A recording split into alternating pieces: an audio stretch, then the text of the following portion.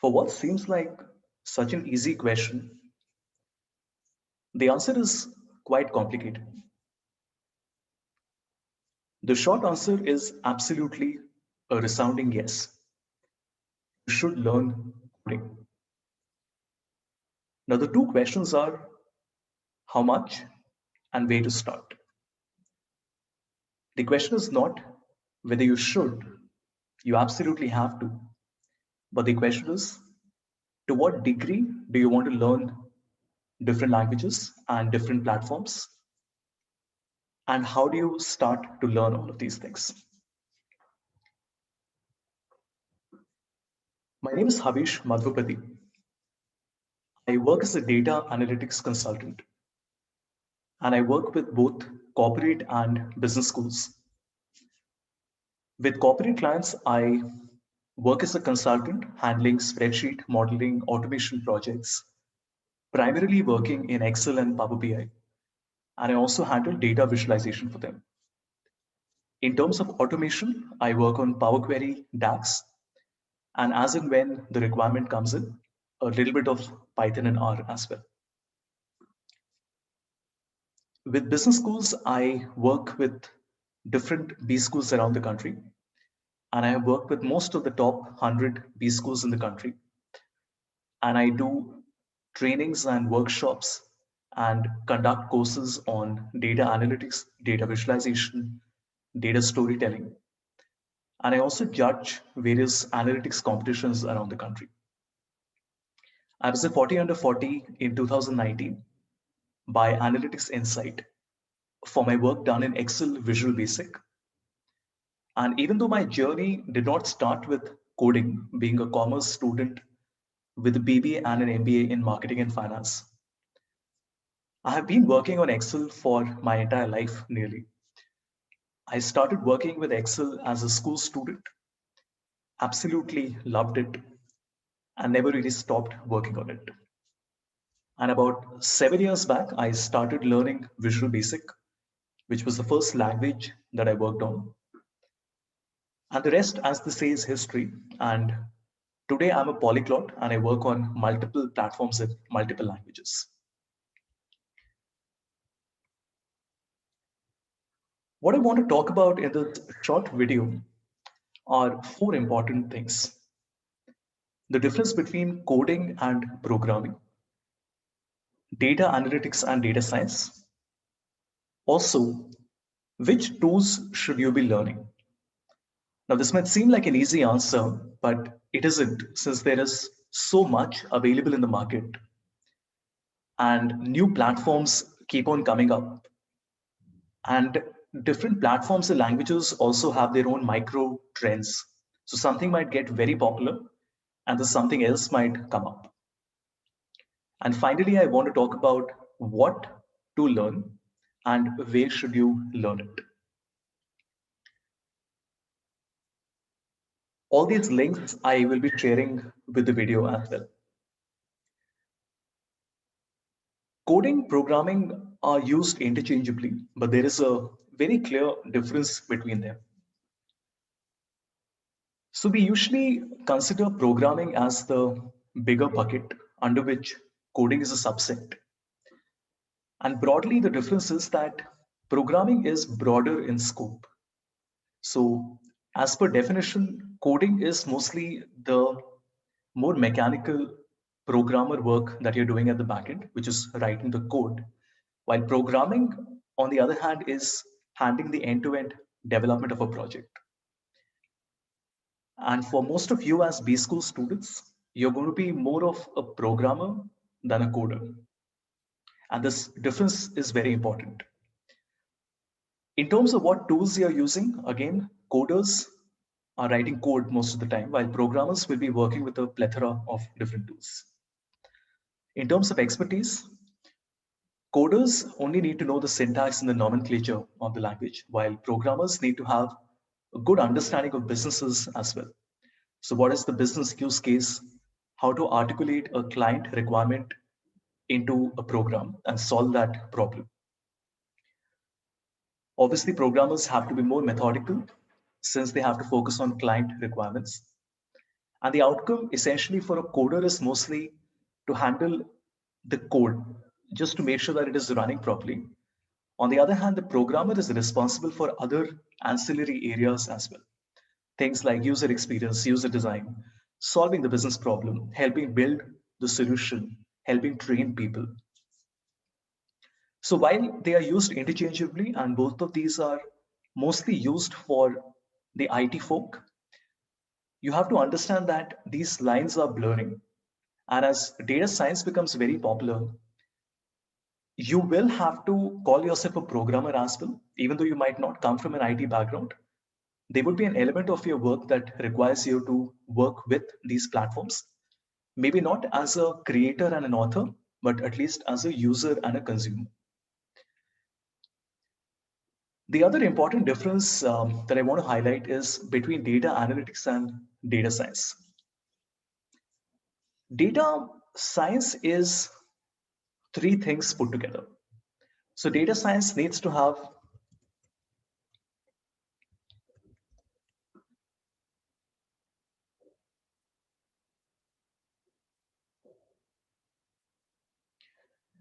three things. It needs to have a background in IT, mathematics and statistics, as well as a domain knowledge. So you have to be a subject matter expert in a function or in an industry.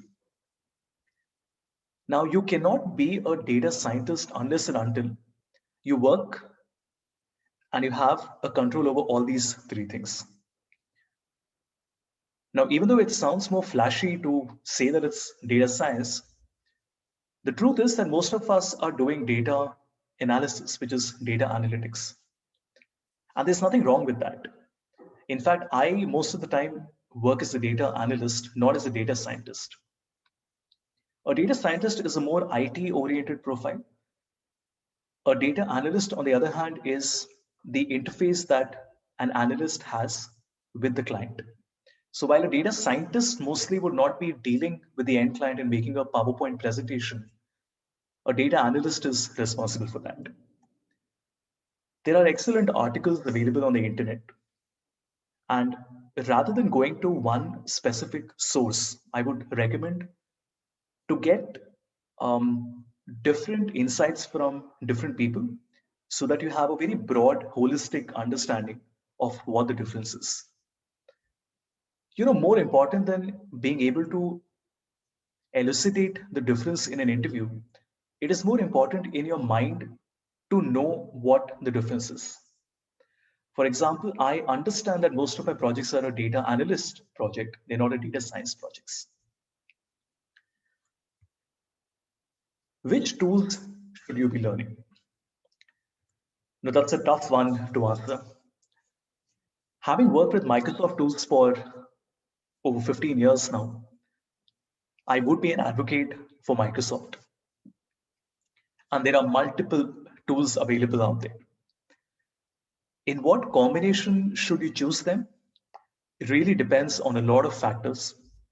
And unless I sit down with you one to one, it is very hard to comment upon which tools should you be learning. So while I am going to list down a few things, I would urge you to do your own research before you take that call.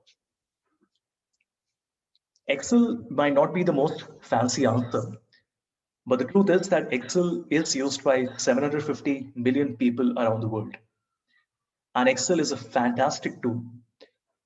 And in the next video, I'm also going to talk a little bit more about how Excel is changing. So Excel now has things like TypeScript, which allows you to run JavaScript and TypeScript codes inside Excel. Excel has Power Query and Power Pivot, which adds on to the capability of Excel as an ETL tool and as a data modeling tool. Excel obviously has Visual Basic as well, which is the old legacy programming language that Excel still works on. So as you can see, there are many things inside Excel, more than what meets the eye. And there are people with 20 years of experience who might have completely skipped over many of these things. So I want to talk about all these things in a lot more detail in another video. Power BI is also a very important tool. It's a data visualization tool, which is again a Microsoft tool, but not a part of the MS Office suite. And Power BI allows you to create these dynamic dashboards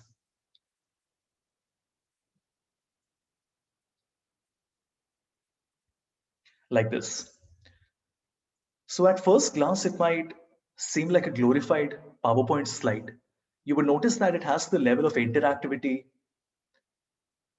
and that quality of presentation, which would not be possible on Excel dashboards and PowerPoint slides.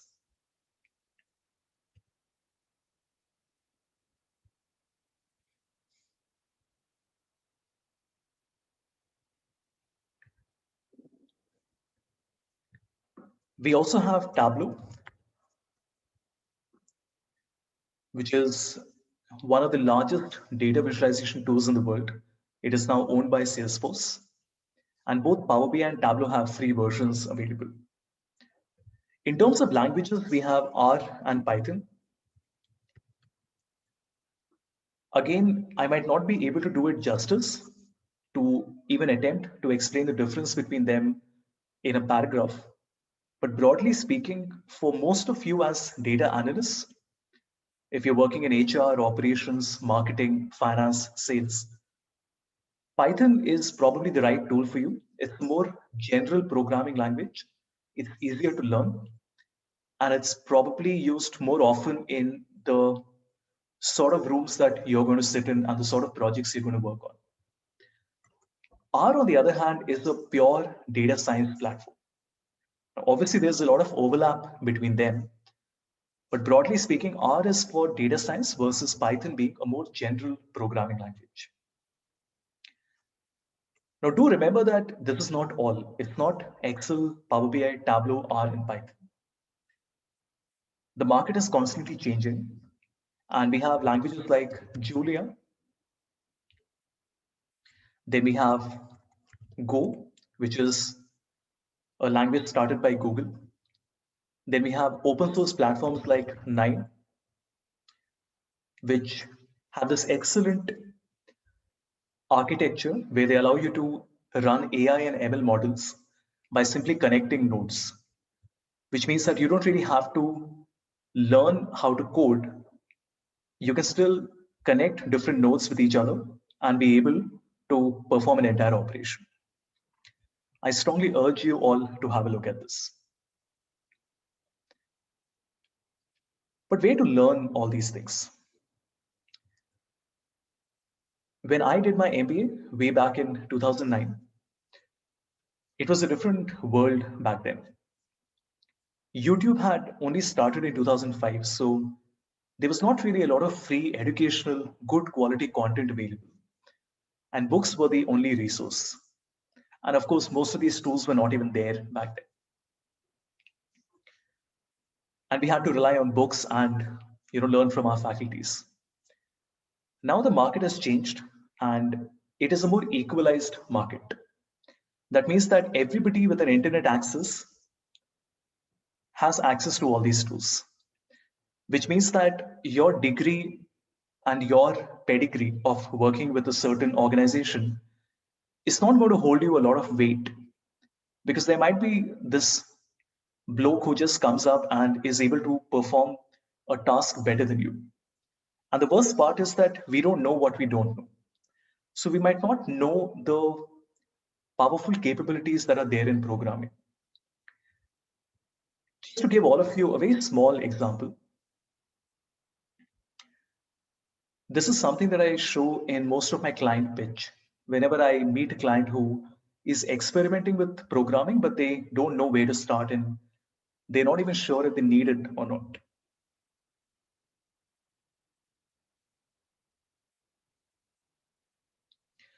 I'm working on Jupyter, which is Julia, Python, and R, is there on the Anaconda Navigator. This essentially allows me to run my Python code. And I want to give you a very simple example. Here I have something called the Facebook scraper. If you notice, it's just 3 lines of code. From Facebook Scraper, I'm importing get posts. For post and get posts, I'm putting in a keyword search, the number of pages and the number of characters. Let us say we are searching for Disney.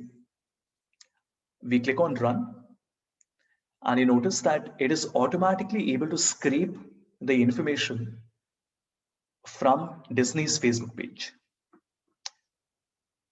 Now, this might seem like a very silly example, but the reason for showing this to you is that most of the time when I'm sitting with non-tech guys and I show them this example, the answer is that, oh, we did not know that this was possible. We did not know that Python can also be just 3 lines of code that can do something so practical for us. Imagine how easy research becomes for you.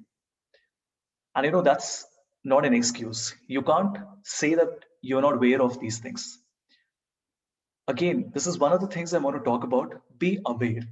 You might not need to be an expert in everything, but you have to be aware about what all is happening in the market.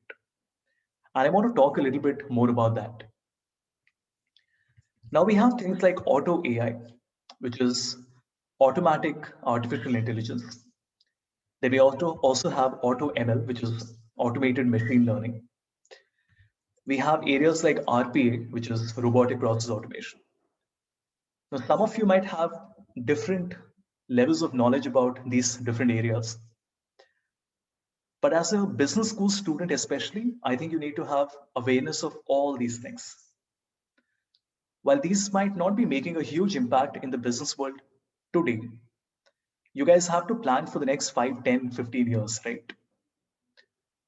Contrary to somebody who's 40 years old and is already well settled in their work profile, you guys are going to start your career. So whether you're in a data or a semi data role, you have to know about these technologies because change happens. If you feel that this is all big talk and we have been hearing about AI and ML for so long, believe me, the world was very different 10 years back. And having tracked the change of a simple tool like Excel over the last 10, 15 years, it is astounding, right? And I'm shocked, scared, happy, excited. It's mixed emotions when I think about what will happen in the next 5 years. Excel has launched something called Lambda, which is probably the most powerful function ever in Excel. It is still in a very early alpha stage, which means that very few people have access to it. As you can see, it was only announced a couple of weeks back, January 25th, 2 days back, as a matter of fact. And this allows you to build your own custom codes in Excel without learning any coding. I will not bore you with all the details for now. I will sharing the link with you. You all can have a look at this. But the point of showing all of this to you is to tell you that there is a lot happening in the market and you have to keep yourself up to date with all these things.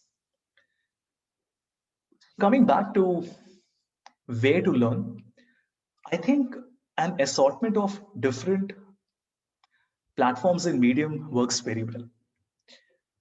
Something I strongly suggest is to go to towardsdatascience.com. This is a subscription that you get on Medium. It costs you about $60 per year, and it's probably the best $60 you will ever spend.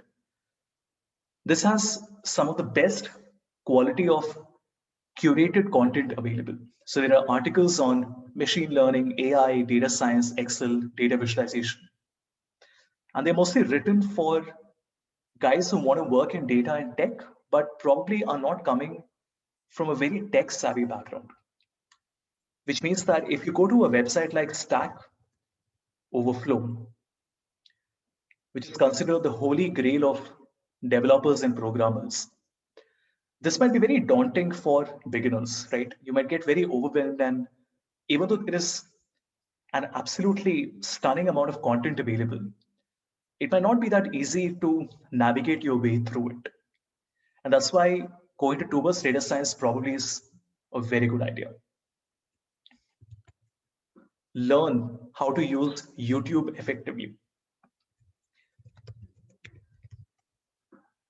There's a gentleman called Bill Jelen, who's popularly known as Mr. Excel, and he has over 2,000 videos available on Excel.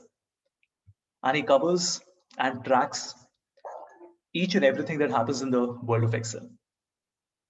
So it's amusing when people tell me that we don't know where to start and what to study. You have this absolute treasure trove of information available to you, and you just have to start somewhere.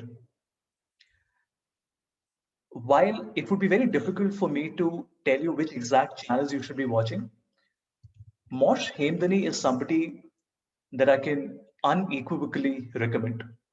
He has a channel called Programming with Mosh, and I really like the fact that he explains topics um, in a fairly complex way, in the sense that he covers and introduces complex topics, but he does that in a very nice, engaging manner, right? I'm sure you will like the way he presents his content.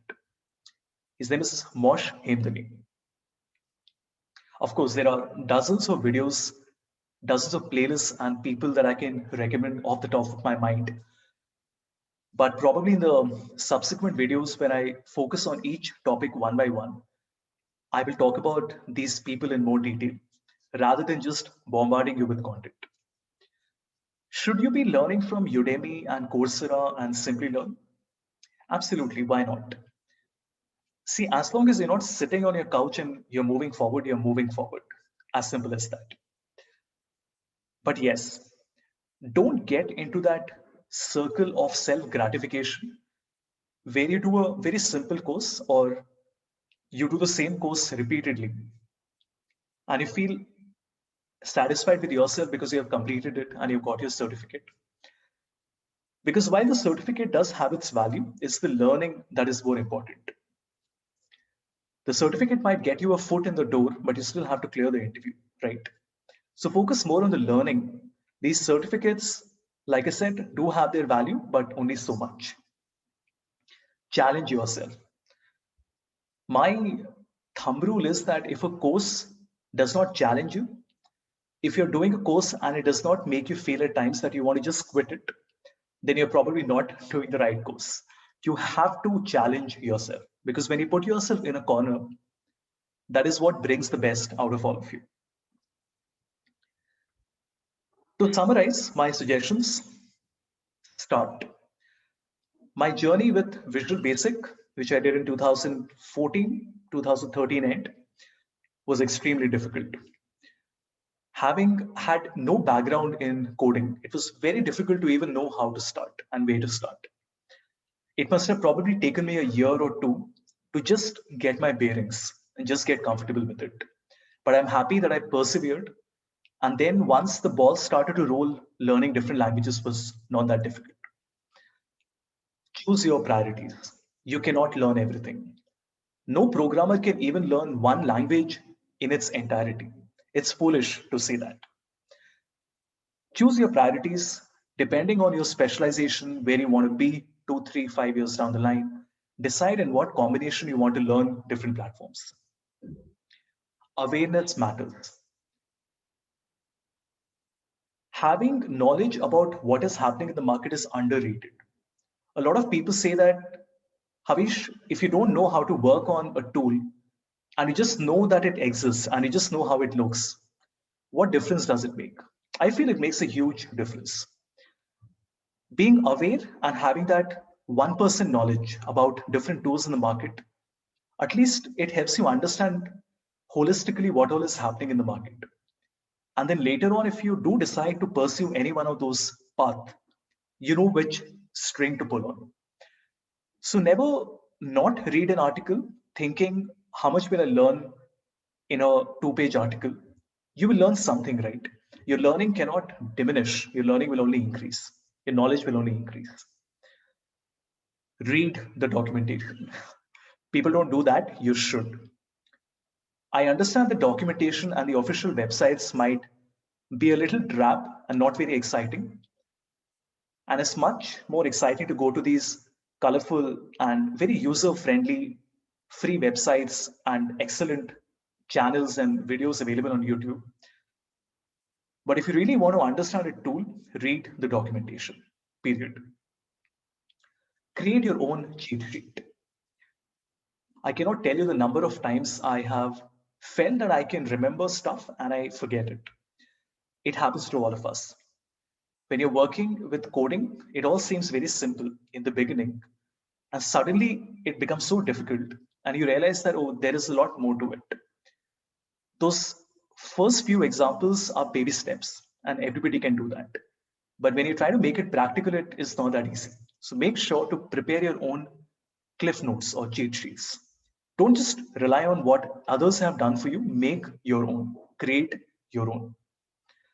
Recreate existing projects. Go to a website like Kaggle.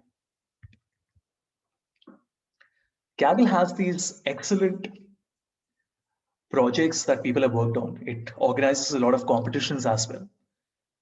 And simply looking at the problem statement and how different people have approached the problem is also a great learning. You might not appear for the competition, you might not do it yourself if you don't know how to do the coding. But at least by looking at what others have done, slowly you start to build on the knowledge layer by layer. And once you have a little bit of understanding, you can try to recreate existing projects. In a lot of these cases, you have ready-made examples available along with the solutions. And I can try to copy and paste. And that also is a great learning exercise. Refactor, build your portfolio, and share. There is no point of working if you're not bettering yourself constantly. So you have to make sure to refactor. Refactor is a programming term where we say that you have to constantly go back to your old code and keep on improving the efficiency. And I think the same thing holds true for any work in the area of data. You have to constantly go back to older projects and try to improve it. You've created a data visualization or a dashboard, try to improve it. You've created a formula on Excel, try to improve it. Challenge yourself, try to become better, try to save that extra 5 seconds of time. Build your portfolio.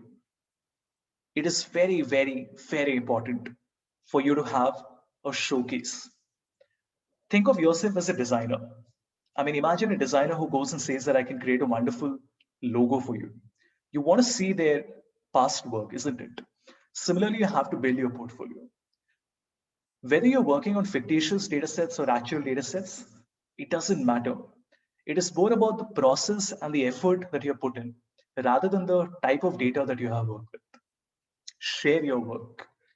Don't keep your best projects in a closet locked up in a box. You have to share it with everyone else. Be open to criticism, be open to feedback. Because when others share their feedback with you, that is priceless. I mean, the sort of feedback, those 2, 3 lines of feedback that somebody senior in the industry can give you will help you so much. When you share your work on LinkedIn, because I do that all the time, it can get quite hard because there are all these silly comments that might come, but you have to skim through them and identify the ones that add value to your work. So be open to feedback, to constructive criticism, and that will only make you better. That's all from my side. This conversation can go on and on over a cup of coffee. But the idea here is that the purpose of showing this to you was to tell you that it's not rocket science to decide whether you should learn coding or not. But you have to understand that learning it is absolutely important. The reason is that even working on a tool like Power BI and Tableau, if you want to utilize the capabilities to the utmost, you have to learn coding. If you want to even work on Excel as an advanced user, you have to learn coding. So it's a no-brainer. To what extent should you learn it? I leave that up to you, but just start. And right now you might be moving in circles, not knowing where to take the second or the third step. But believe me, once you take the first step, the rest of the steps just fall into place. So all the very best, and I will see you for the next video.